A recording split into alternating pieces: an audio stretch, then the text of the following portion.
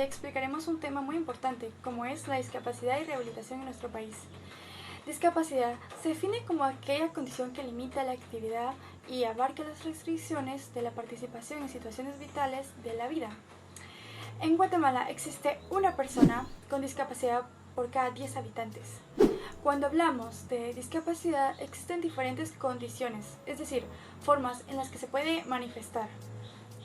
De acuerdo con la encuesta nacional de ENDIS 2016, se estableció el siguiente estimado de personas mayores de 18 años que tienen limitaciones en las siguientes condiciones: cognición 0.3%, comunicación 0.9%, audición 4%, ansiedad y depresión 8%, y de fortaleza en la parte superior el cuerpo es de 1.8%.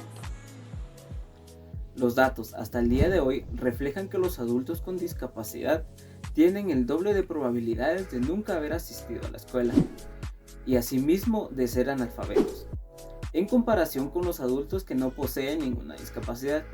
Las niñas tienen una menor probabilidad de asistir a la escuela y esto en el área rural es un problema que se hace cada vez más grande. Entre los niños y niñas con discapacidad, las niñas y los que presentan limitaciones físicas o cognitivas tienen el menor acceso a la educación. Las niñas y los niños con discapacidad tienen la mitad de probabilidad de vivir con su padre biológico.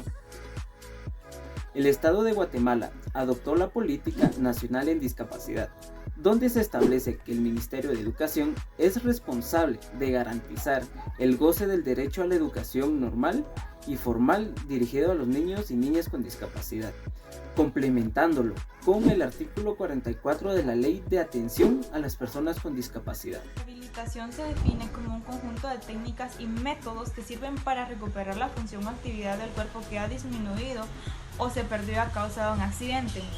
La Ley de Atención a las Personas con Discapacidad define que los servicios de salud deberán ofrecerse evitando actos discriminatorios, considerándose el negarse a prestarlos, proporcionarlos de inferior calidad o no prestarlos en el hospital público o centro de salud que corresponda. Le corresponde al Ministerio de Salud Pública y Asistencia Social liderar el tema ejecutando programas y proyectos específicos. En Guatemala, los centros de rehabilitación funcionan como de salud privada desautorizados por el Ministerio de Salud.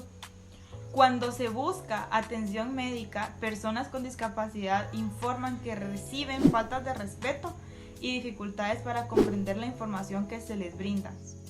La rehabilitación está conformada por 3 fases. La primera es la reeducación funcional. Esta inicia luego de que se da el padecimiento. Acá pueden utilizarse dispositivos como dispositivos para la movilidad, para la postura, para el uso de vida diaria, órtesis y prótesis. La segunda es la fase de valoración y orientación profesional. Acá se realiza un examen psicotécnico para poder evaluar las capacidades funcionales y laborales del paciente. La tercera es la rehabilitación profesional. Acá se brindan medidas personalizadas según el tipo de paciente que se ha tratado. El artículo 43 de la Ley de Atención para Personas con Discapacidad señala que el Ministerio de Trabajo y Previsión Social es el encargado de brindar a un profesional que reubicará a la persona con discapacidad en un empleo. Sin embargo, solo el 28% de mujeres con discapacidad cuentan con uno.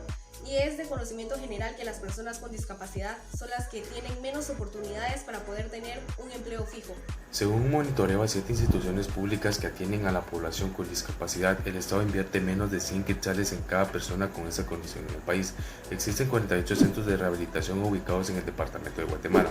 La entidad responsable de autorizar los centros es el Departamento de Regulación, Acreditación y Control de Establecimientos de Salud.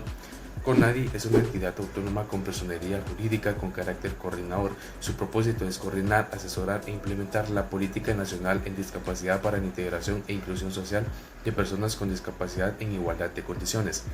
El Benemérito Comité Pro Ciegos y Sordos de Guatemala, como institución privada, ha trabajado durante 7 décadas en promover la inclusión de las personas con discapacidad visual y auditiva en un marco de respeto a los derechos humanos, brindando servicios a los guatemaltecos a través de centros de educación, rehabilitación y programas técnicos para personas con discapacidad visual y auditiva.